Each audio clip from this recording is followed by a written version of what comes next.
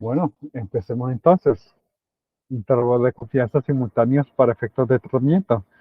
En la sección anterior habíamos visto cómo obtener prueba de hipótesis para ver si los tratamientos eran iguales o si había una o si no eran iguales.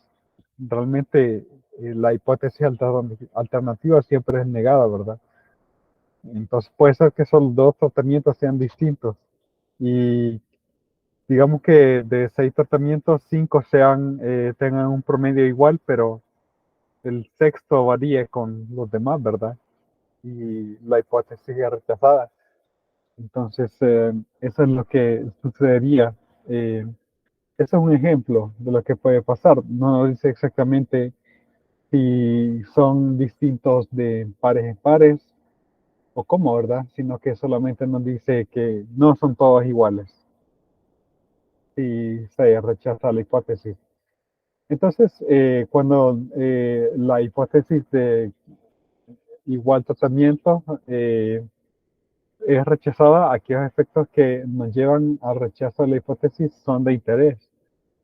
Para una comparación de pares, un enfoque de Bonferroni, que ya vimos en el capítulo anterior, se puede utilizar para construir intervalos simultáneos de confianza a los componentes de las diferencias tau sub k menos tau sub L o mu sub k menos mu sub L. Estos intervalos son más pequeños que aquellos que se obtienen al contrastarlos todos y requieren valores críticos solamente para la estadística t univariada. Sea t tau sub ki el iésimo componente de tau sub k, ya que tau sub k se estima como tau sub k sombrero, la diferencia entre x barra sub k menos x barra. Entonces, tenemos aquí la diferencia de cada componente, ¿verdad? So, pongo ahí el iésimo, ¿verdad? Y luego la diferencia entre dos estimadores a la iésima variable la tenemos acá para tau sombrero y para x barra. Entonces dice que es la diferencia entre dos promedios muestrales independientes. Las dos muestras de intervalos de confianza basados en la prueba T es válida con un alfa modificado. Varianza de la diferencia de esos tau sería al final pues la diferencia de estos X barra que, bueno, se suman en ese caso, ¿verdad? Y son independientes, así que solamente sería n sub k a la menos 1 más n sub l inverso, todo eso por sigma doble i.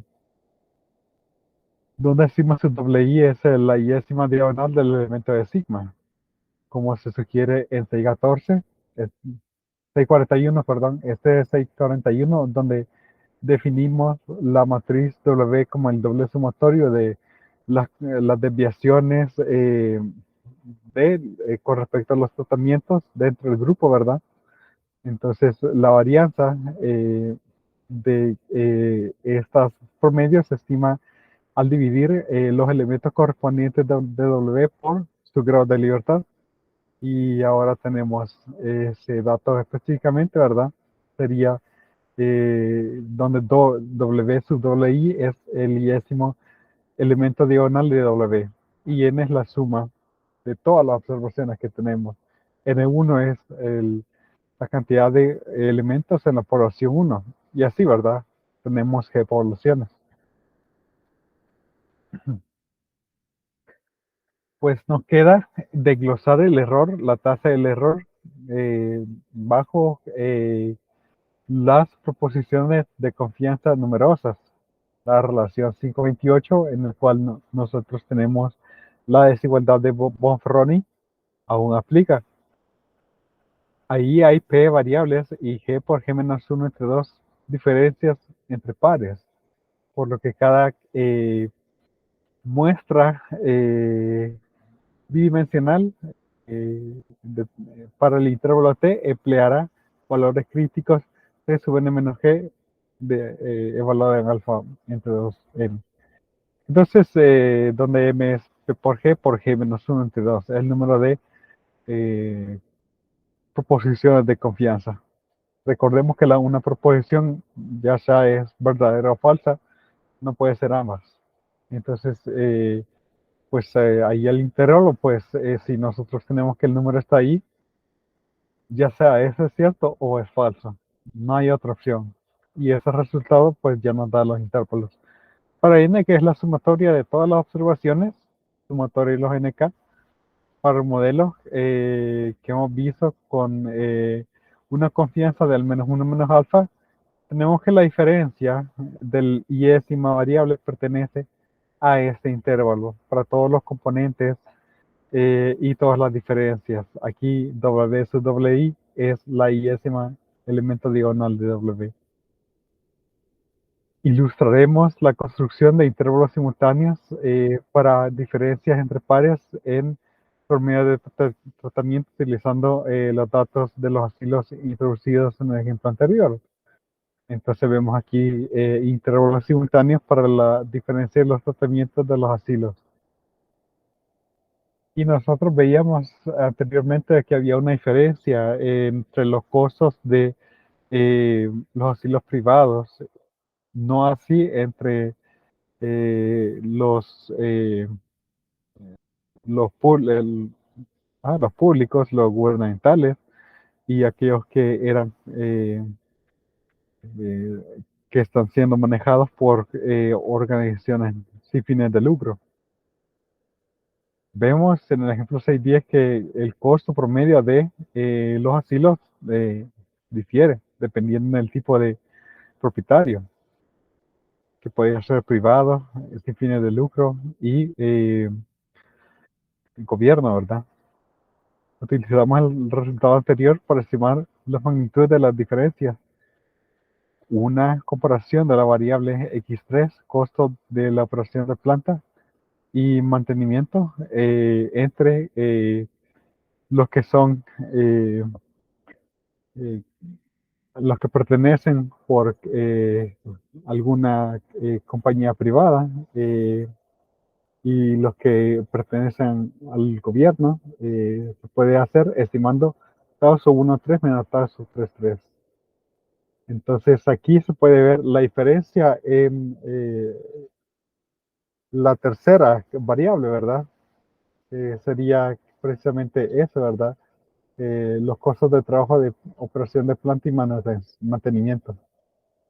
Entonces vemos aquí el vector de diferencias para tau sub 1 y para tau sub 3, nuestro vector W, y ahora calculamos precisamente lo que es las estimaciones de tau sub 1,3 y tau sub 3,3 para calcular su diferencia.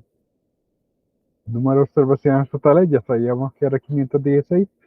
Para empezar a calcular el estadístico, tenemos que P igual a 4, G igual a 3, son 4 variables, ¿verdad? Y 3 poblaciones. Para una proposición de confianza simultánea requerimos que T sub 513, ya al restarle, ¿verdad? Los números indicados en este valor es 2.87, que se puede ver en la tabla. La proposición de confianza simultánea es que esta diferencia pertenece a, pues, este intervalo. O, pues ya haciendo todos los cálculos, menos 0.061 y menos 0.025. Concluimos que el promedio de mantenimiento y trabajo y los costos de trabajo de los asilos que pertenecen al gobierno son mayores por 0.25 a 0.61 por hora por día de paciente que por aquellos asilos que son manejados por la empresa privada.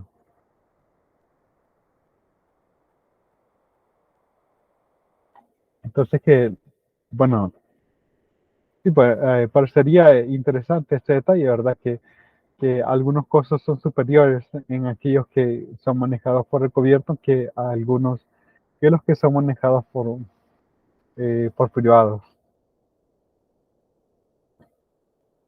con la misma intervalo de confianza 95%, podemos decir de que esta diferencia pertenece a este intervalo y esta a este intervalo. Entonces, sí hay una diferencia entre privados y sin fines de lucro, pero no hay diferencia entre sin fines de lucro y gobierno, porque aquí puede estar cero. Entonces, entre la población 2 y la población 3 en esa variable no hay no hay una diferencia. No se puede demostrar una diferencia estadística entre sin fines de lucro y gobierno, pero sí entre eh, privados y sin fines de lucro. Bueno, y esa es la sección 6.5, que nosotros podemos básicamente con los intervalos de Bonferroni analizar las diferencias entre los componentes de los promedios.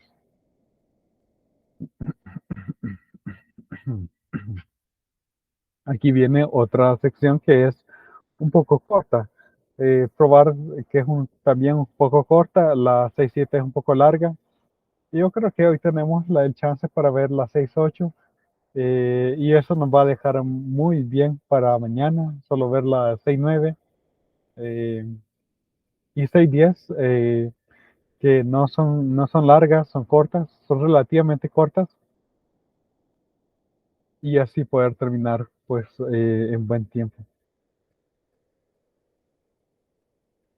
Entonces, eh, una prueba para la igualdad de matrices de covarianza. Una de las suposiciones que hemos hecho al comparar dos o más vectores de promedios multivariados es que las matrices de covarianza de poblaciones potencialmente distintas son las mismas. Estas suposiciones aparecerán de nuevo en el capítulo 11 cuando hablemos de discriminación y clasificación. Antes de agrupar las variaciones entre las muestras para formar una matriz de covarianza combinada, cuando comparamos los vectores de promedios, vale la pena probar por la igualdad de las covarianzas de las poblaciones, de las matrices de covarianza de estas poblaciones. Una prueba empleada comúnmente para la igualdad de matrices de covarianzas es la prueba M de Box. Con G poblaciones, la hipótesis nula H sub 0 de que todas las matrices de covarianzas de las G poblaciones es igual a un sigma. Bueno, esa sería nuestra hipótesis nula. La alternativa es que al menos dos de ellas sean distintas o que una de ellas no sea igual a sigma. Asumiendo poblaciones normales multivariadas, una estadística de razón de verosimilitud para probar lo anterior se da por lambda igual a productorio de el determinante de S sub L entre el determinante del S grupado. Todo eso elevado a la N sub L menos 1 medios. Entonces sabemos que aquí N sub L es la cantidad de muestras que tenemos en la L-décimo población o grupo. S sub L, pues la matriz de covarianza para el décimo grupo, y ese agrupado es la covarianza muestral agrupada dada por esta expresión. La prueba de Box está basada en su aproximación a H cuadrado para la distribución muestral de menos 2 logaritmo natural de lambda. Y aquí está el resultado 5,2 que nos da esta igualdad y que nos da que esto es aproximadamente una H cuadrado, incluso nos da el número de grados de libertad. Al fijar menos 2 logaritmo natural de lambda igual a m, la estadística m de Box nos da esta expresión. Si la hipótesis nula es cierto, las matrices de covarianza muestral individuales no se espera que sean muy diferentes y por lo tanto no sean muy diferentes de la matriz de covarianza agrupada. En este caso, la tasa de los determinantes en la expresión anterior será cerca de 1, lambda estaría cercano a 1 y la estadística m de Box sería pequeña. Si la hipótesis nula y es falsa, la matriz de covarianza muestral puede diferir más de las diferencias en sus determinantes y será más pronunciada. En este caso, lambda será pequeño y m será relativamente grande. Para ilustrar, notar que la determinante de la covarianza agrupada, determinante de ese agrupado, estará en algún lugar cerca de la mitad de las determinantes del determinante de SQL de los grupos individuales de las matrices de covarianzas. Eh, y la cantidad, esta cantidad última será más distinta. Los productos de las razones anteriores se acercarán más a cero. De hecho, como la determinante de los SQL, bueno, de las matrices de covarianzas, eh, incrementa en dispersión, entonces la determinante de ese uno paréntesis entre determinante de ese agrupado se reduce al producto proporcionalmente más que la determinante de ese G paréntesis entre la determinante de ese agrupado incrementa, donde la determinante de ese 1 paréntesis y la determinante de ese G paréntesis son el menor y los valores máximos de la determinante respectivamente. Y aquí está la prueba de igualdad. A todo este cálculo le llamamos U, donde P es el número de variables y G es el número de grupos. Entonces, con este cálculo de U, calculamos C, que es 1 menos U por M, y que es toda esta expresión, ¿verdad? Que tiene una distribución aproximada H cuadrado con este número de grados de libertad, P medios por P más 1 por G menos 1. A un nivel de significancia alfa, rechazamos h sub 0 si este c es mayor que h cuadrado de esto. Entonces, la aproximación de Box de h cuadrado trabaja muy bien si cada n sub l supera 20 y si p y g no exceden 5. Y esto se puede, pasa en muchos casos, entonces tenemos ahí una buena prueba estadística para muchos casos. En situaciones donde estas condiciones no se mantienen, Box ha dado una aproximación con la distribución F para distribuciones muestrales de N. Entonces, podemos probar aquí igualdad de covarianzas de matrices en los asilos. Y introducimos los datos de los asilos de Wisconsin en el ejemplo 610. En ese ejemplo, las matrices de covarianza para P igual a 4 de los costos variables asociados con G igual a 3 grupos de asilos se demostraban, asumiendo que los datos normales, que los datos son normales multivariados, probamos la hipótesis de que las matrices de covarianza son iguales de las tres poblaciones, ¿no? Utilizando la información del ejemplo anterior, tenemos ahí los datos, calculamos la determinante de las covarianzas y de la covarianza agrupada, tomando logaritmos naturales de las determinantes, calculamos cuánto vale U, cuánto vale M, cuánto vale C. Y entonces C da 285.5.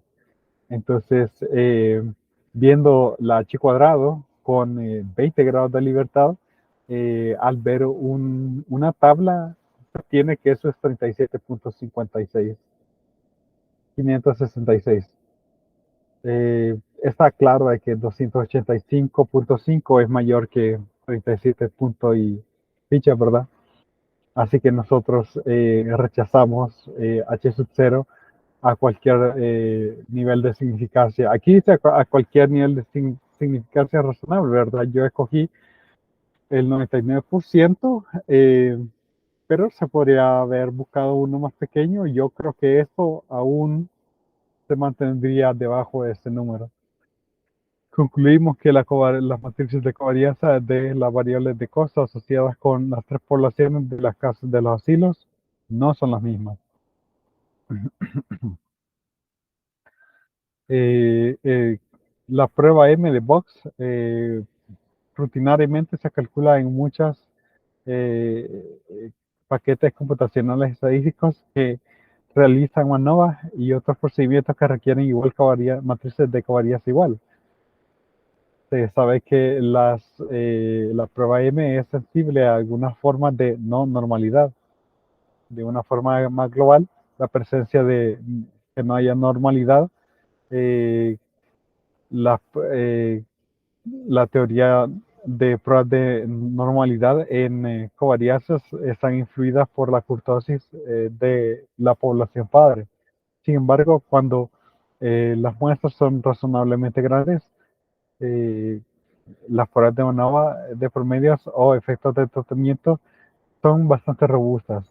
Son robustas eh, a la, al hecho de que no sean normales. Así, la prueba M podría rechazar H sub 0 en algunos casos no normales cuando no está dañando la prueba nova. Además, con tamaños de muestra iguales, algunas diferencias en las matrices de covarianza tienen poco efecto en las pruebas de ANOVA. Para resumir, puedo decidir continuar con las pruebas de MANOVA, incluso si la prueba M nos da un rechazo de H sub 0. Bueno, entonces eso era la sección 666. Más que todo eso es lo más importante de toda la sección. Si no hay preguntas, pasamos entonces a la sección 67. Entonces en este, pues nada más probar si las matrices de covarianza son iguales. Eh, y aquí, ¿cómo se llama? Obtuvimos el resultado de que estas matrices de covarianza no eran iguales en los datos de los asilos. Aquí no estamos hablando de que si un curso fue mayor que otro, simplemente hablamos de que las matrices de covarianza son iguales. Eso es lo importante de la sección. Ok, entonces aquí a sección 6.7 si es un poquito más larga. Veamos. La sección 6.7 es un poco más larga que las dos anteriores. Pero creo que incluso vamos a tener chance para ver la sección 6.8. Y eso nos va a dejar bien posicionados para mañana. Ver dos secciones que son cortas. Bueno, veamos la 6.7. Análisis de varianza multivariado de doble camino, siguiendo nuestro enfoque de MANOVA en una dirección. Nosotros vamos a revisar rápidamente el análisis de los efectos fijos de los caminos univariados y simplemente generalizar al caso multivariado por analogía. Realmente hacer esto es la mejor idea porque hacer todas las derivaciones matemáticas son extremadamente, no, bueno, no extremadamente, pero sí son bien pesadas y no creo que sean apropiadas para licenciatura.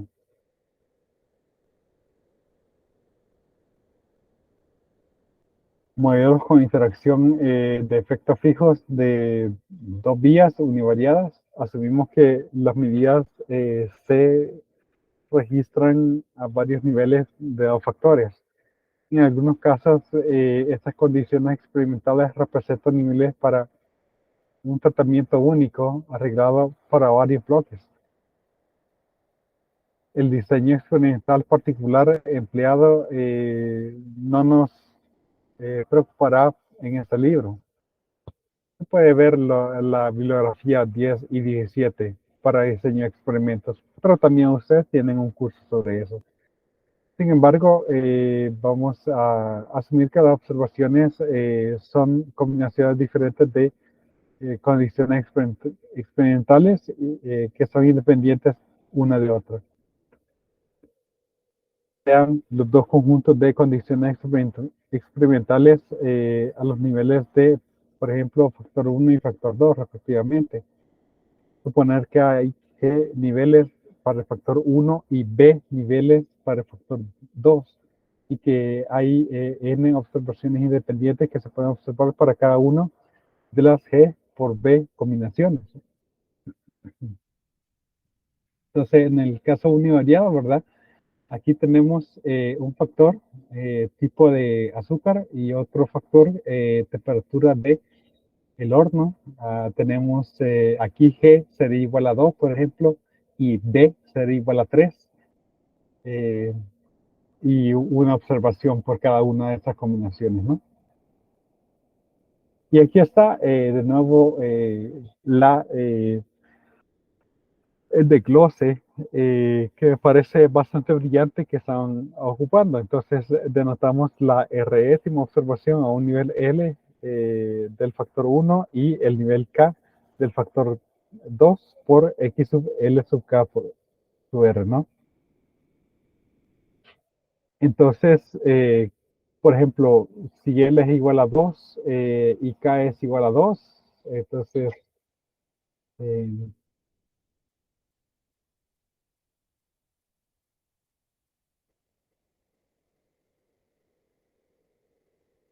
vamos a ver el factor 1.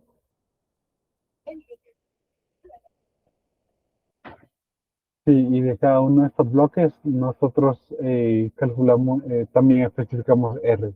Entonces, especificamos el modelo de dos vías univariado de la siguiente forma. Que cada observación es una suma de lo siguiente.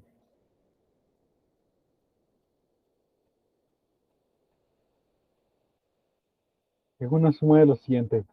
Un promedio global, el efecto del factor 1, el promedio del factor 2, la interacción entre los dos factores y un ruido, donde la sumatoria de las del efecto del factor 1, la sumatoria de el efecto del factor 2, la sumatoria de el efecto de la interacción entre los factores y para cada uno de los grupos es igual a 0. Y E sub LKR son variables aleatorias independientes normales 0 sigma cuadrado. Aquí mu representa a un nivel global, a su vez representa efectos fijos de factor 1, B sub K representa efectos fijos de factor 2 y gamma sub LK es la interacción entre el factor 1 y el factor 2. La respuesta esperada al el décimo nivel del factor 1 y el késimo nivel del factor 2 es, por lo tanto, bueno, tenemos aquí la respuesta promedio más la respuesta global, efecto del factor 1, efecto del factor 2 y la interacción. La presencia de la interacción gamma sub LK implica que los efectos del factor no son aditivos y complica la interpretación de los resultados. Y aquí podemos ver en la figura, pues, si hay una interacción entre los factores o si no la hay. Si no la hay, estas líneas, bueno, matemáticamente decimos que son paralelas. En este caso tenemos estas líneas, bueno, que no son líneas rectas, ¿verdad? Pero que sí son rectas por trozos. Y aquí tenemos paralelismo, no hay interacción. Y en este caso sí tenemos interacción entre los factores.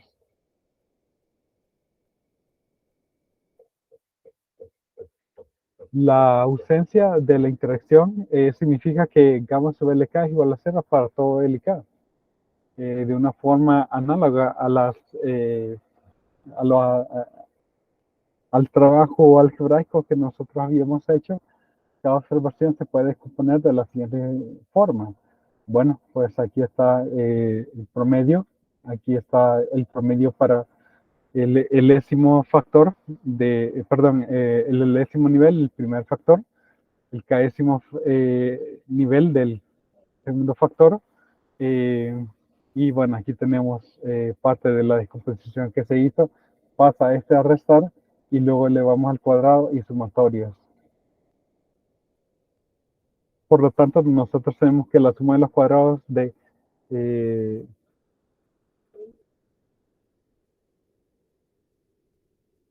de la suma de los cuadrados totales. Pero ¿por qué aparece ahí coro? Quiero ver,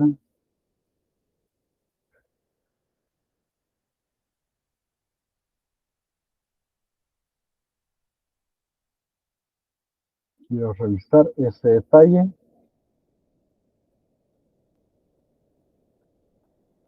Ah, corregido, ok.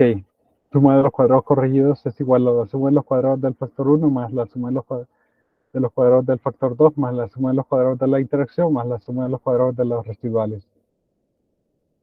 Los grados de libertad correspondientes asociados a la suma de los cuadrados en ese desglose son G por Bn menos 1 y aquí es el desglose de los grados de libertad para cada uno de esos términos. La tabla ANOVA toma la siguiente forma. Tabla ANOVA para comparar los efectos de dos factores y sus interacciones. Fuente de variación, factor 1, factor 2, interacción, residual, error y total corregido. Y su grado de libertad. Las razones de la distribución F de los cuadrados de los promedios suman los cuadrados del factor 1 entre G menos 1, suman los cuadrados del factor 2 entre B, menos 1 y suman los cuadrados de la interacción entre G menos 1 por B menos 1. Bueno, aquí no está muy claro si todo eso se divide por esto. Vamos a ver. Me parece que aquí falta poner un paréntesis. Y el promedio cuadrado, suma de cuadrados residuales entre G por B por N menos 1 puede ser utilizado para probar los efectos del factor 1, factor 2 y la interacción entre factores respectivamente. Ahora vemos los modelos con interacción de efectos fijos de dos vías multivariadas. Entonces, todo lo que mencionamos era para estadística univariada, ¿verdad? Y ahora simplemente vamos nosotros a generalizar para estadística multivariada. Casi que todo es lo mismo. Procediendo por analogía, especificamos los efectos fijos en dos direcciones para un vector de respuesta que consiste en P componentes. Tenemos exactamente lo mismo, ¿verdad? Cada observación se glosa como el promedio global más el efecto de los tratamientos de, a un nivel específico del factor 1, del factor 2, la interacción y el ruido. Siempre con las condiciones que las sumatorias sean iguales a cero, ¿verdad? De estos elementos. Todos los vectores son de P elementos y el vector el ruido son independientes normal 0 sigma. Así, las respuestas consisten de P medidas replicadas n veces en cada una de las posibles combinaciones de los niveles de los factores 1 y 2. Podemos descomponer las observaciones de X sub LKR de esa forma. Y precisamente volvemos a ver lo mismo, ¿verdad? Que aquí nosotros tenemos promedio global, eh, efecto del el décimo nivel del factor 1, efecto del décimo nivel del factor 2, interacción y error o ruido, ¿verdad? Donde X barra, bueno, eso es precisamente lo que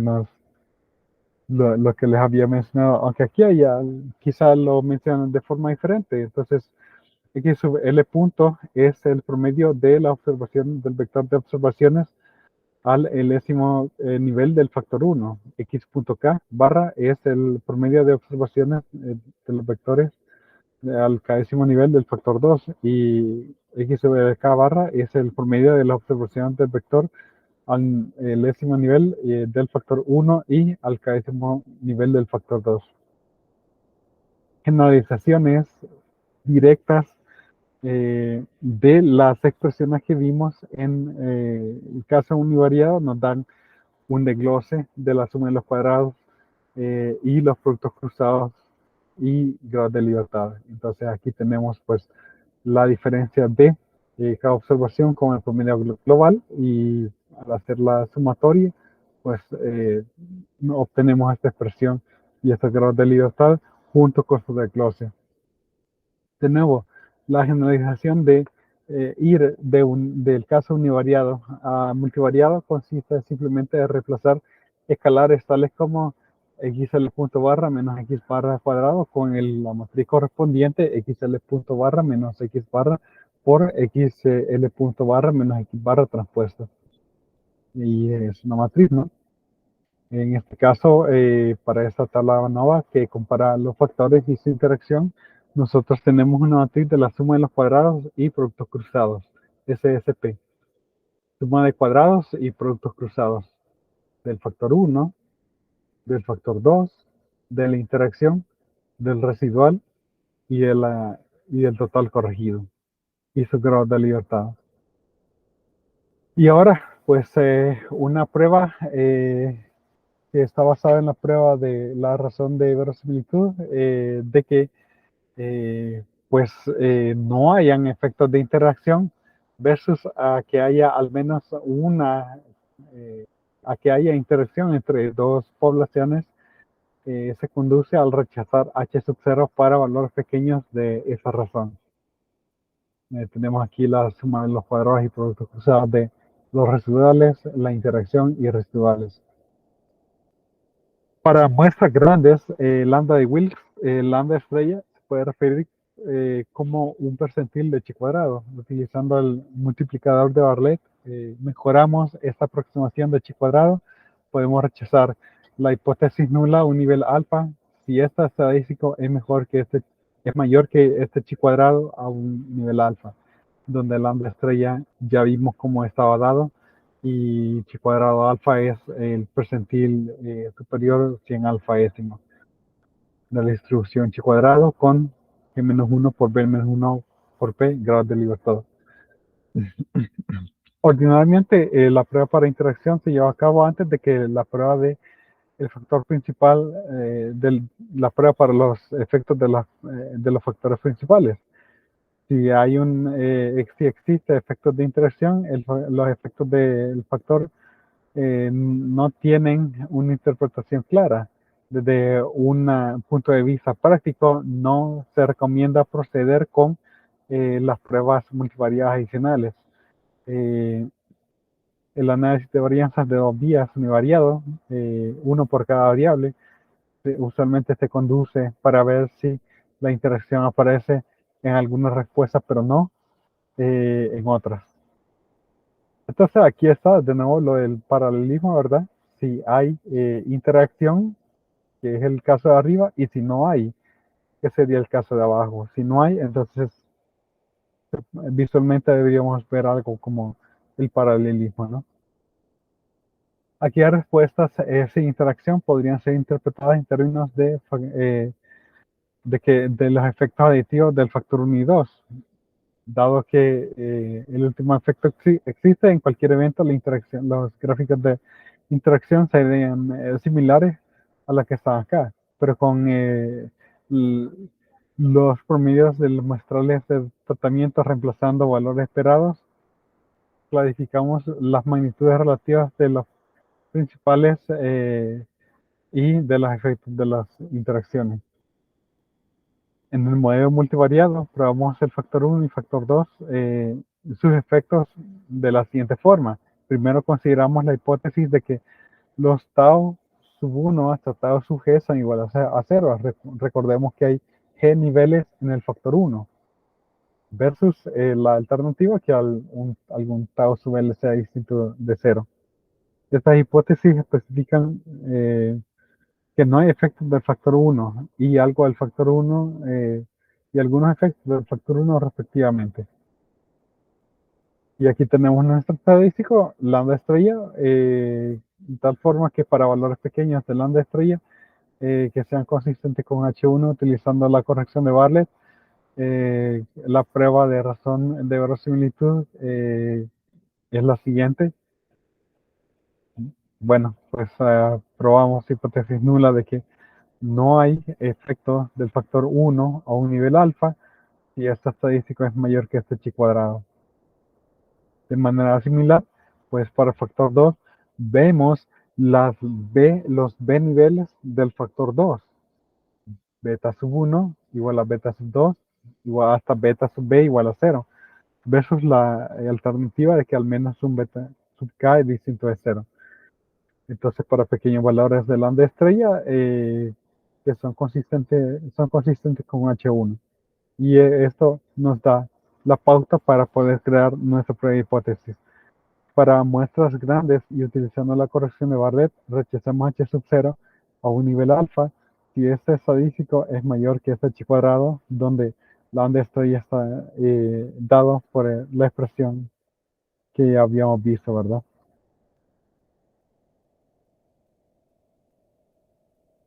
Intervalos de confianza simultáneos para contrastar el modelo de los parámetros nos dan un entendimiento profundo en la naturaleza de los efectos de los factores. Resulta comparable al resultado 6.5. Entonces, en el resultado 6.5 nosotros revisábamos cada uno de los componentes, ¿verdad? Cuando los efectos de la interacción se pueden obviar, podemos concentrar o contrastar en el factor 1 y el factor 2 los principales efectos. El enfoque de Bonferroni aplica para los componentes de las diferencias tras su L menos tras su M del factor 1, de los efectos del factor 1 y los componentes beta sub K menos beta sub Q del factor 2 respectivamente. Y aquí tenemos los intervalos de confianza simultáneos de 100 por 1 menos alfa por ciento de tau sub LI menos tau sub MI. Aquí tenemos los intervalos de confianza con estos grados de libertad. SWI es la yésima diagonal del elemento E igual a la suma de los cuadrados y productos cruzados de los residuales, y esta diferencia es el yésimo componente de xl punto barra menos xm punto barra. De forma similar,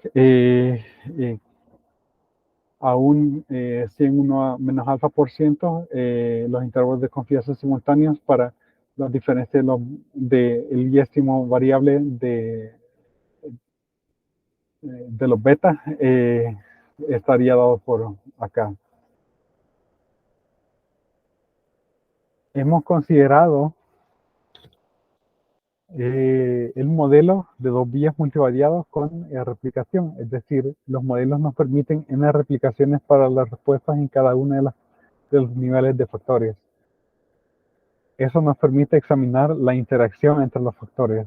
Si solo una observación está disponible, entonces cada combinación de niveles de factor, el modelo de dos vías, no nos permite para la posibilidad de una interacción generada en términos de gamma sub LK. La tabla MANOVA correspondiente incluye solamente el factor 1, factor 2 y las fuentes residuales de variación como componentes de la variación total. Y aquí tenemos un ejemplo. Vamos a hablar un poco de lo que son la extrusión de polímeros o de plástico, ¿verdad? Un polímero, creo que un polímero siempre es un plástico, pero bueno, un plástico es un polímero, pero quizá un polímero no siempre es un plástico. La extrusión de polímeros es un proceso industrial mecánico en donde se realiza una acción de modelado del plástico que por flujo continuo, compresión y empuje se le hace pasar por un molde encargado de darle la forma deseada. Entonces, un análisis multivariado de dos vías de la varianza de la extrusión del plástico. Las condiciones óptimas para la extrusión del plástico han sido examinadas utilizando una técnica llamada operación evolucionaria. En el curso del estudio que fue realizado, hay respuestas X1 que es resistencia a romperse, X2 el brillo y X3 la opacidad. Fueron medidas a dos niveles de los factores. Un factor 1 es la tasa de extrusión y la segunda es el monto del aditivo. Las medidas fueron repetidas 5 veces y en cada combinación el nivel de factor. Los datos se muestran aquí, ¿verdad? Se puede ver cada uno de las 5 observaciones. El factor 1, bueno, aquí primero tenemos los datos de las hojas de plástico. Nuestras variables, ¿verdad? La resistencia a romperse, el brillo y la opacidad, X1, X2 y X3. Factor 1, cambio en la tasa de extrusión, que puede ser alto, 10%, o bajo, menos 10%.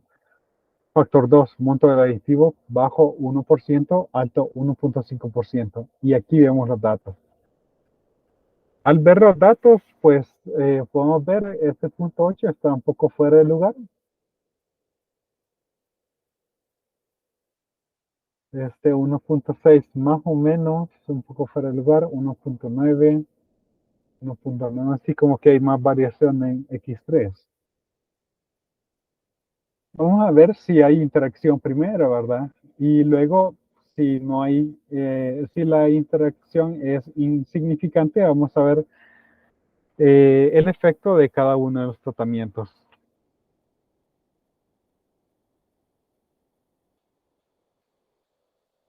Las matrices de la suma aspirada de los cuadrados y los productos cruzados fueron calculados.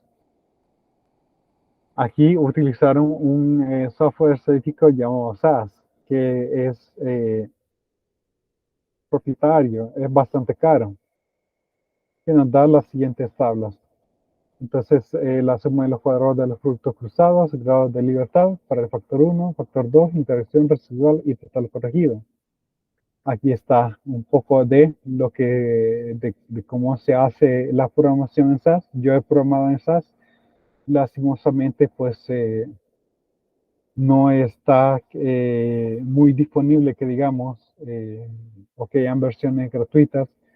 La gran ventaja que tiene SAS es que puede trabajar con grandes bases de datos y esa es una de las limitaciones que puede tener R. Entonces, aunque R tiene una comunidad muy fuerte, eh, sin embargo, hay varias compañías que ocupan SAS. Entonces, título Manova, los datos en este archivo, las entradas, ¿verdad? Las variables, factor 1, factor 2, GLM, procedure, procedimiento GLM, que sería Generalized Linear Models, datos film, las clases, factor 1, factor 2, el modelo, pues nuestras variables como los factores y su combinación entre la suma de cuadrados. Manova y el promedio. Bien, realmente no vamos a entrar tanto en lo que son ahí el resultado, lo que hacen ahí, sino que vamos a ver los cálculos que nos muestran. Para probar por interacción, calculamos lambda estrella. Entonces, calculamos nuestro estadístico F, grado de libertad, y al final llegamos a la conclusión que F igual a 1.34 menor que F3,14 en 0.05. Entonces, a un 95% de significancia, y esto queda 3.34, ¿verdad? No rechazamos la hipótesis nula de que no hay efectos de interacción. Ok, esto es bien importante porque como habíamos leído, si hubiera interacción, entonces lo que se recomienda es no seguir. Pero aquí hemos mostrado estadísticamente que no hay interacción, entonces podemos seguir para cada uno de los estadísticos para ver si hay efecto en los factores. Lambda 1 estrella, lambda 2 estrella, los estadísticos y finalmente pues calculamos hacemos las pruebas, ¿verdad? Entonces, vamos a irnos directo a los resultados. 7,55 mayor que 3,34. O sea,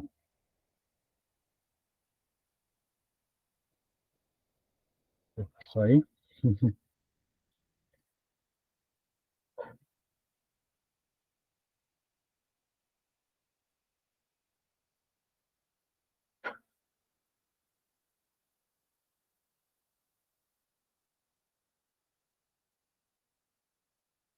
Ok, aquí como que toca hacerlo uno por uno. Vaya, pero aquí rechazamos de que no haya efecto al 5%, al nivel de 5%. Similarmente, vamos a ver aquí, similarmente, aquí es estadístico mayor, entonces rechazamos de que no haya efectos del factor 2. Concluimos que ambos, el cambio en la tasa de extrusión y la cantidad de aditivo afectan las respuestas y por lo tanto lo hacen de una forma aditiva. La naturaleza de los efectos de los factores 1 y 2 de las respuestas se explora en el ejercicio C15. En ese ejercicio, intervalos de confianza simultáneos para contrastes en los componentes de tau sub L y beta sub K se consideran.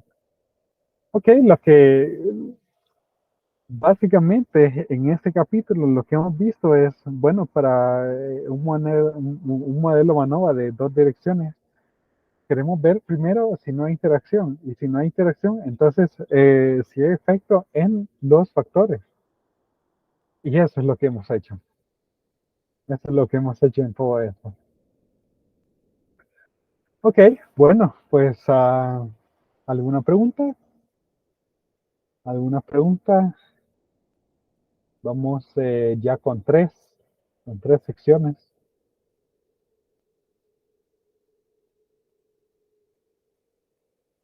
Y mi idea era terminar con la 6.8, que no es larga, son unas cuantas páginas nada más, son como 5 páginas, la 6.8. Aquí hay algunos temas que yo sé de que no se han visto que nunca se habían visto en multivariante. Bueno, he revisado un poco el libro que utilizaban. Esos temas son muy interesantes, aunque sea vamos a pasar por ellos, ¿verdad? Que tengan una idea de qué tratan, ¿no? Incluso si, pues sí, de este capítulo, a lo sumo van a salir dos problemas. Muy probablemente solo sea uno. Probablemente sean dos problemas del capítulo 4, dos problemas del capítulo 5 y uno del capítulo 6. Les digo probablemente porque no he hecho todavía el examen. Quizás mañana en la tarde, si me queda chance, podría trabajar en eso, en el examen. Pero a ver, ¿verdad? Eh, el problema es que a veces el tiempo, uno dice, voy a tener chance tal, en tal espacio y al final no es cierto. Bueno, entonces terminemos con esta sección, ¿verdad? Todavía son las 11:30, seguro que terminamos antes de las 12. Análisis de perfil. El análisis de perfil pertenece a situaciones en las cuales hay una batería de tratamientos, ya sea exámenes, preguntas y ese tipo de cosas. Se administran a dos o más grupos de sujetos. Todas las respuestas deben ser expresadas en unidades similares. Además, se asume de que las respuestas para los grupos diferentes son independientes uno de otros. Ordinariamente podríamos proponer la pregunta de que si los promedios de poblaciones de los vectores son los mismos. En análisis de perfiles, la pregunta de igualdad de vectores de promedio se divide en varias posibilidades específicas. Aquí ese tema yo lo veo con bastante, lo veo bien aplicable. Tratar de ver si los perfiles de las poblaciones son iguales. Y más que todo en poblaciones que nosotros pensaríamos que podrían ser iguales. Entonces, consideren los promedios de poblaciones, μ1', representando el promedio de respuestas de 4 tratamientos del primer grupo. Un gráfico de estos promedios conectados por líneas rectas se muestra aquí abajo. Entonces, aquí tenemos los distintos promedios para los componentes de promedios. La hipótesis nula de que los promedios sean iguales implica que los tratamientos tienen el mismo o el efecto promedio en las dos poblaciones. En términos de perfiles de poblaciones podemos reformular la pregunta de igualdad de una forma de paso por paso. Primero, serán paralelos. Habíamos hablado de los que son paralelos, ¿verdad? Entonces, si son paralelos, aproximadamente al sumarle a cada uno de estos datos una cantidad, pues tendría el otro perfil. Ahí sería un paralelismo. Entonces, calculamos básicamente los cambios en los saltos, ¿verdad? Lo que esto nos está dando son los saltos, el salto el salto que se da en cada paso es igual al salto que se da en el otro perfil. Aquí está el primer perfil, el segundo perfil. Es aceptable de que los saltos sean iguales, o sea que si aquí para pasar de 1 a 2 subió 3, será que el otro también subió 3 y que de 2 a 3 subió 1 y que de 3 a 4 en vez de subir bajó 3, ¿verdad? O subir menos 3. Se da eso también en el otro perfil, entonces asumamos que los perfiles son paralelos. Ajá, y ahora el 2. Asumiendo que los perfiles son paralelos, coinciden los perfiles, es decir, de que son casi los mismos puntos, ¿verdad? O sea que si yo grafico la población 2, van a ser muy parecidos y realmente el ejemplo nos ejemplifica eso. Aquí tenemos dos poblaciones donde no solamente se ve que son paralelos, sino que casi que coinciden. Aunque realmente estadísticamente por este gráfico pueden ver de que coinciden. La pregunta 3, asumiendo que los perfiles coinciden, están los perfiles nivelados, es decir, de que tenemos la misma constante de los promedios, es decir, de que todos los promedios son iguales. Es esta hipótesis nula aceptable. Noten cómo han denotado H sub 0,1, H sub 0,2 y H sub 0,3, esas tres hipótesis nulas. Y vamos por pasos, ¿verdad? Si el paso 1 no funcionó, ahí nos quedamos. Pero si funcionó, pasamos al paso 2 y así, ¿verdad? La hipótesis nula en la situación 1 se puede reescribir de esta forma, con esta matriz C. Y ahí tenemos, ¿verdad? El negativo de uno y el positivo del otro, pues igualado a 0. Bueno, igualado al salto del otro, ¿verdad?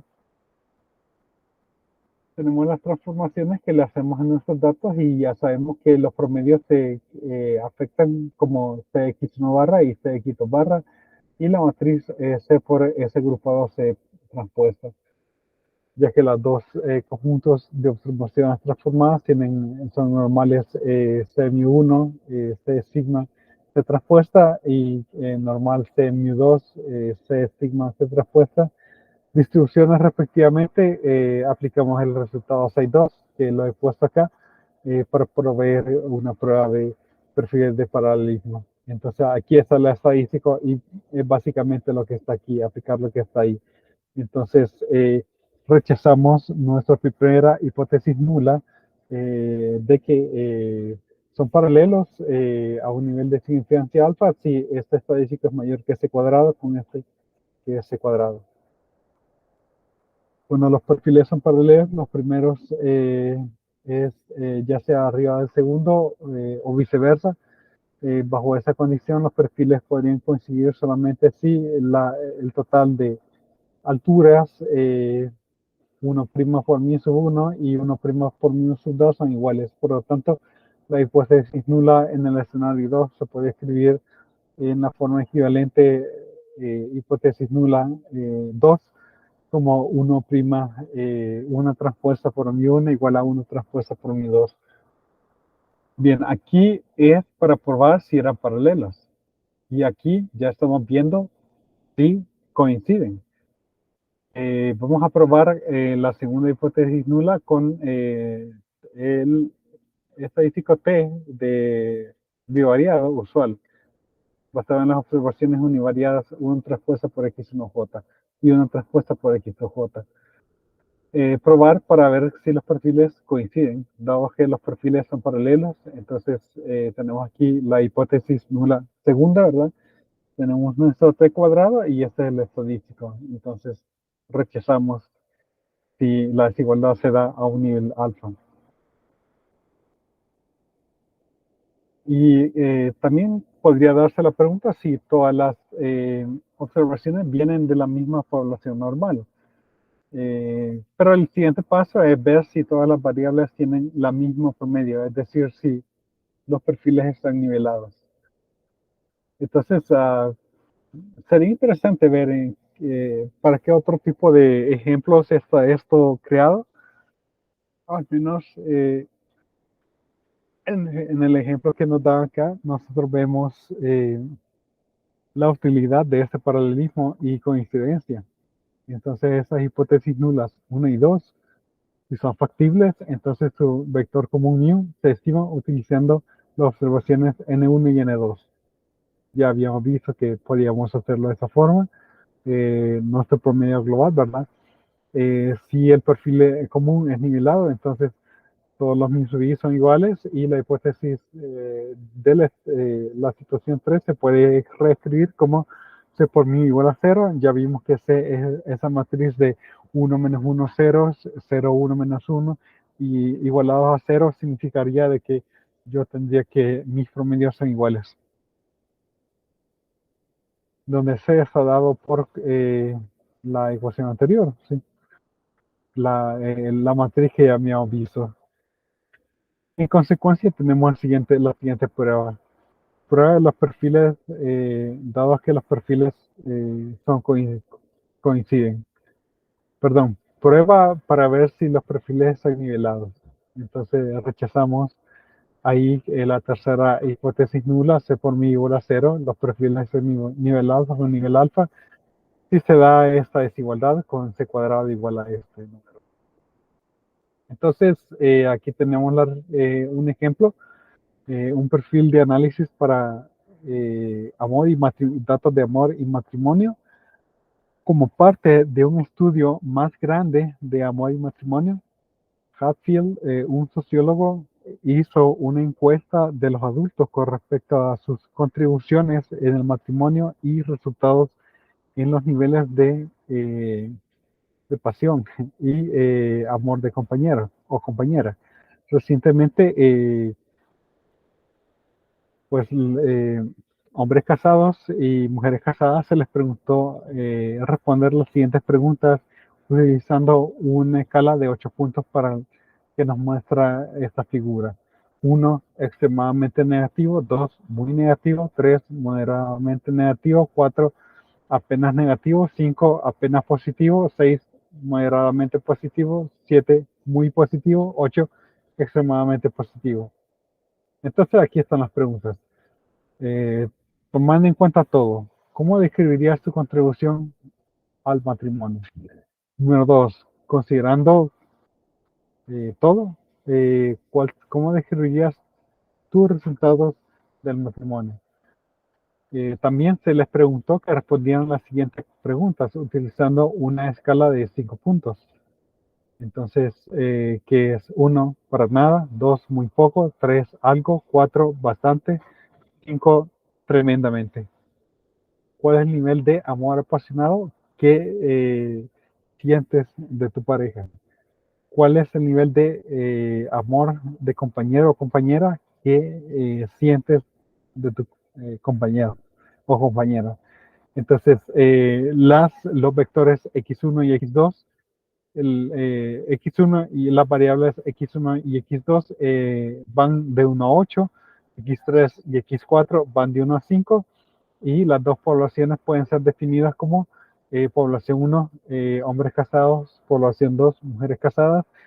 Los promedios de población son las respuestas de los promedios para P igual a 4, las preguntas para las poblaciones en hombres y mujeres, asumiendo una matriz de covarianza común sigma. Es de interés ver si los perfiles de los hombres y las mujeres son los mismos. Una muestra de n igual a 30 hombres y n2 igual a 30 mujeres se da en los vectores promedios muestrales. Aquí están los promedios, ¿verdad? A las cuatro preguntas, perdón, y podemos ver que se parecen. Esto es lo primero que hay que hacer visualmente, a ver si se parecen, ¿verdad? Con una matriz de covarianza agrupada, que está acá. Entonces, los vectores promedios muestrales se grafican en los perfiles eh, muestrales de la siguiente figura, ya que los tamaños de muestras son razonablemente grandes. Podremos utilizar teoría normal, metodología de teoría normal, los datos, incluso a través de los datos, los cuales son enteros, los cuales claramente no son normales. Para probar paralelismo, nuestra primera hipótesis nula, ¿verdad? C mu1 igual a C mu2, calculamos. Ya, aquí está la gráfica, ¿verdad? Entonces, el X, hombres, pues los puntos vacíos ahí, mujeres. Podemos ver dos cosas de la gráfica. Una de que hay paralelismo gráficamente, o sea, solamente no estamos aquí todavía haciendo cálculos, pero gráficamente se ve de que hay paralelismo y dos que coinciden. Ahora, también se ve de que no están nivelados. Los promedios no es una recta horizontal.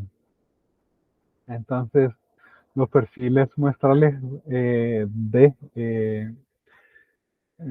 los matrimonios y respuestas.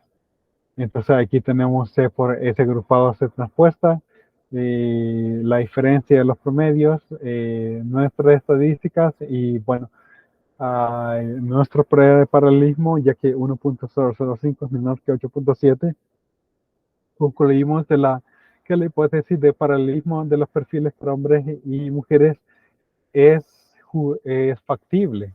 Recordemos que aquí no estamos rechazando la hipótesis nula, sino que aquí fallamos a rechazar. Entonces, como fallamos en rechazar, el hecho de que sean paralelos es factible. Eso es lo que nos dicen los datos.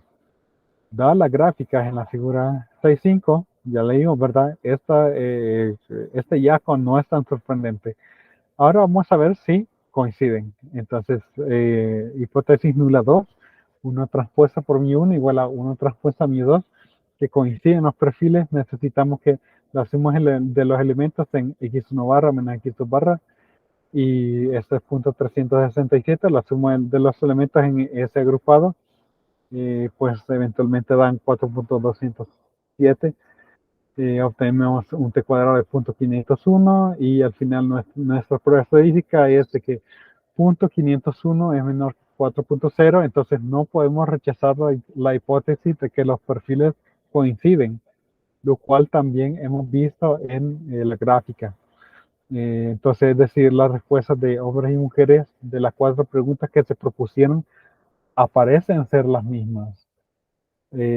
Para un sociólogo eso, bueno, realmente aquí esas conclusiones son bien interesantes. Creo que se pueden obtener, se puede sacar mucho más. Pero aquí pues hay un estudio estadístico que ¿cómo se llama? Que lo comprueba también.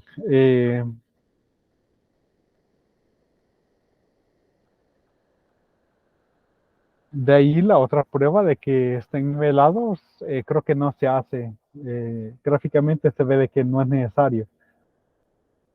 Y veamos qué es lo que dice acá. Veamos, probemos si, si los perfiles están nivelados. Sin embargo, no tiene sentido llevar a cabo esta prueba para nuestro ejemplo, ya que las preguntas 1 y 2, por eso es que no lo hicieron, porque las preguntas 1 y 2 fueron medidas a una escala de 1 a 8, mientras que las preguntas 3 y 4 se midieron a una escala de 1 a 5. La incompatibilidad de estas escalas hace que nuestra prueba de nivel de perfiles no tenga sentido y ilustra la necesidad para que las medidas sean similares para intentar llevar a cabo un análisis de perfil completo. Ok, ahí está la razón por la cual no se puede desarrollar la tercera prueba de hipótesis. Pero bueno, las primeras dos pues nos dan resultados bien interesantes.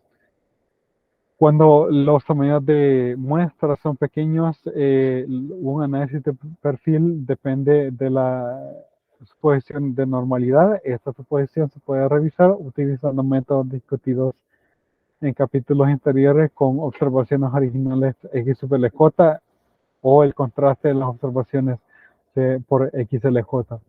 Los análisis de perfiles para varias poblaciones eh, proceden en muchos de la misma forma y para dos poblaciones. De hecho, medidas generales de comparaciones son análogos de los que se discutieron.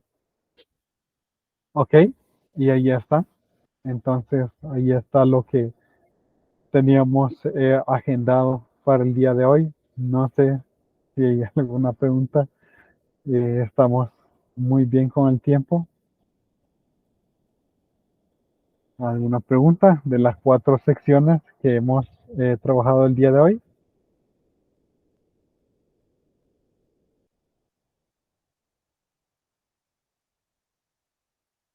Entonces, en esa última sección era ver los perfiles, ¿verdad? Primero, ver si eran paralelos y segundo, si coincidían. Tercero, si están nivelados. El ejemplo era muy claro en el sentido de que sí es útil ver si los perfiles son iguales. Aunque sea que hubiera paralelismo, pero en este caso que hay coincidencia también. Entonces, veo la utilidad de las estadísticas que nos han mostrado en esta última sección y en las demás también. Bueno, entonces, no sé si hay algún comentario o pregunta. Entonces, el examen no es este viernes, sino que el siguiente, ¿verdad? El 6 de octubre, cubriendo todo el capítulo 6, que mañana vamos a terminar. Solo faltan 2 secciones y no es largo. Entonces, no son secciones largas.